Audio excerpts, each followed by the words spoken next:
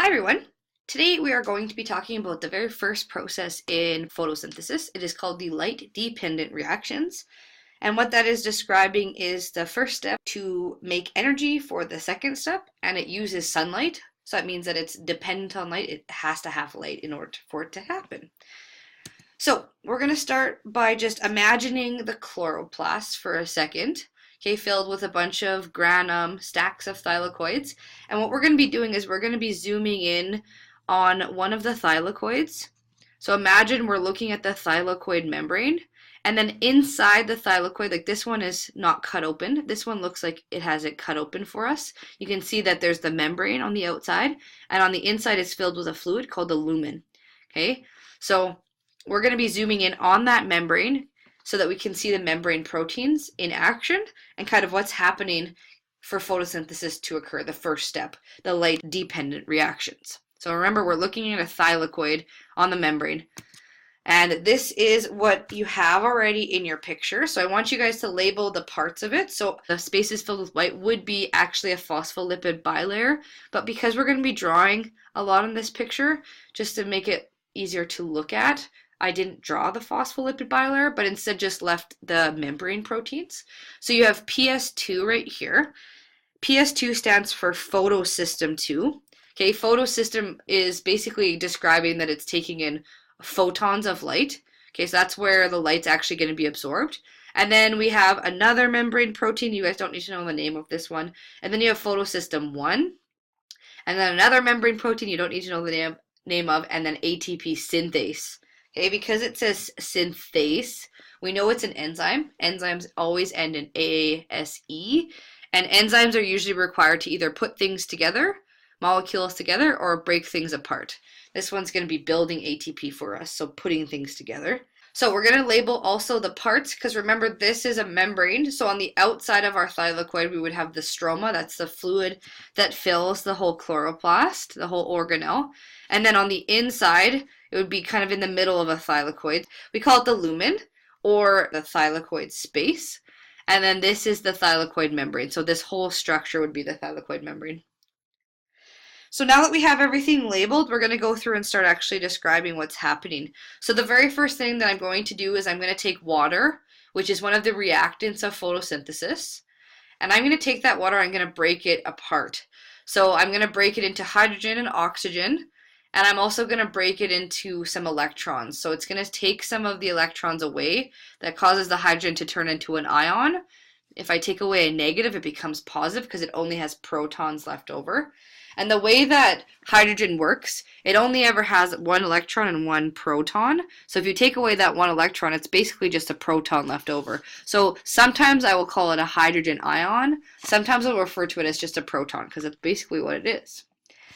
So once we have that step done, okay, breaking apart of water, we're going to use some of these things. But first, okay, the plant realizes that oxygen in this process is not going to be very helpful. So they can just get rid of it as waste. Okay, the plant's not going to be using it. And the other stuff we're going to be using. So first we're going to take an electron, we're going to put it into photosystem 2. And photosystem 2 has some pigments inside of it that can absorb some photons of light. So we have some sunlight coming down.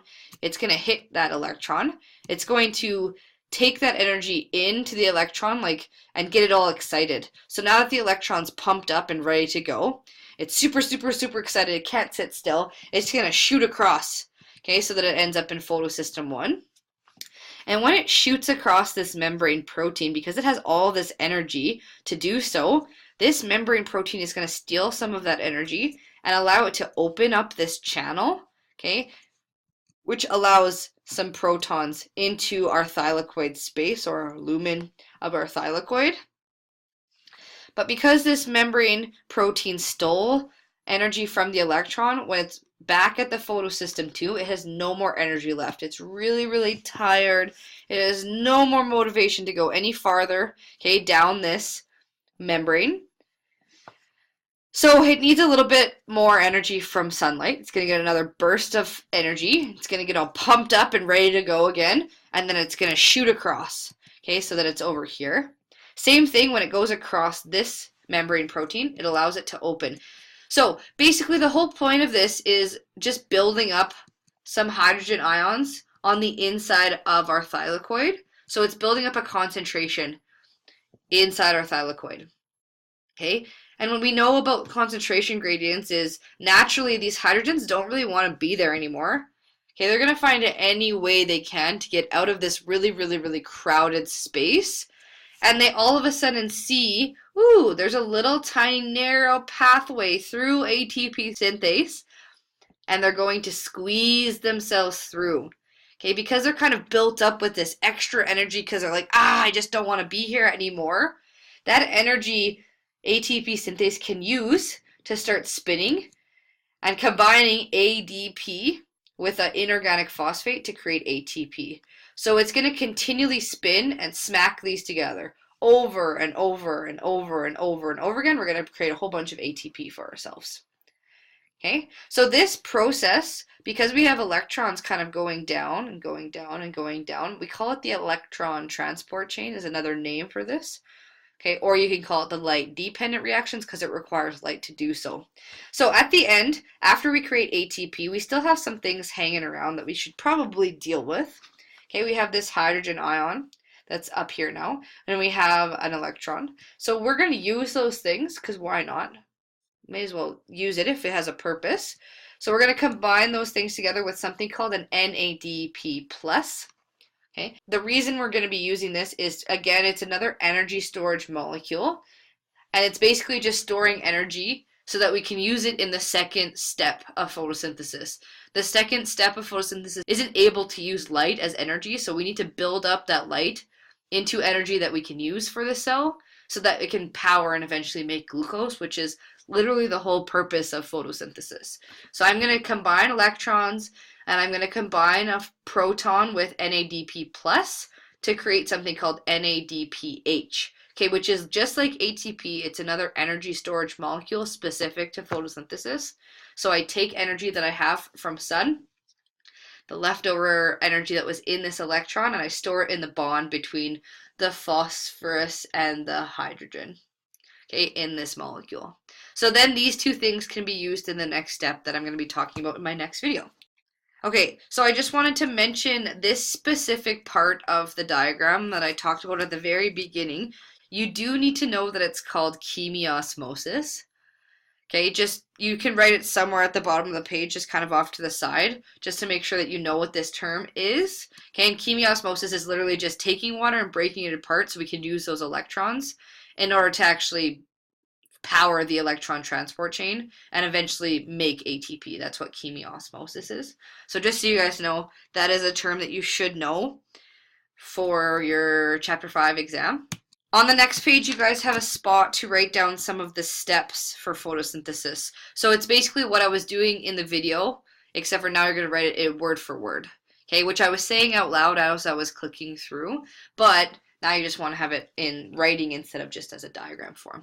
So the first thing that happens with my electron transport chain is I have electrons on photosystem 2, and they're going to steal some energy from the sun. You remember that the electron came from water. Oxidized means to break apart water. I'll explain that though more in class. So right now just write it down, but it might not make sense in your brain right now. That's okay. We'll figure it out in class. Okay, once that excited electron is ready to go, it's going to go across the membrane protein, and that membrane protein, remember, is kind of like a door. It's going to steal energy from the electron to open, and it's going to allow a hydrogen ion through. Now the electron has run out of energy because of that membrane protein stealing all of it, so it needs a little burst of energy. So it's going to do the same thing again, get some sunlight energy, power across the membrane protein. The membrane protein is going to open, and it's going to be then left over just hanging out, okay, ready to do something else, which we'll talk about later. So we're building up that proton gradient in that thylakoid space, so the lumen of the thylakoid, and then it pushes through ATP synthase because it really doesn't like being stuck with all those other protons, and it's going to push through ATP synthase, causing it to spin, and when it spins, it makes ATP. And then we're going to take the hydrogen ion that we have left over and some electrons, and we're going to make some NADPH. Both NADPH and ATP are energy storage molecules that we are going to use for the second step in photosynthesis. So that is basically what is happening in our light-dependent reactions. Okay, I like to call them the electron transport chain just because I think it makes more sense in my brain. But you should know what light dependent means. And then for short, you can call it the ETC, which kind of reminds me of Finding Nemo. The EAC that they have in Finding Nemo just makes me like super excited to think about. So if you guys want to call it that instead, the ETC, that is totally fine. Okay, if it helps you remember, that's good. So you do need to know how to draw that picture that you drew a couple slides ago for your drawing quiz. And if you guys have any questions because you're not sure what the heck I was talking about in this video, just make sure you come and see me and I will explain it to you again in a different way because I want you all to get 100% on your drawing quiz. We'll see you guys tomorrow. And goodbye.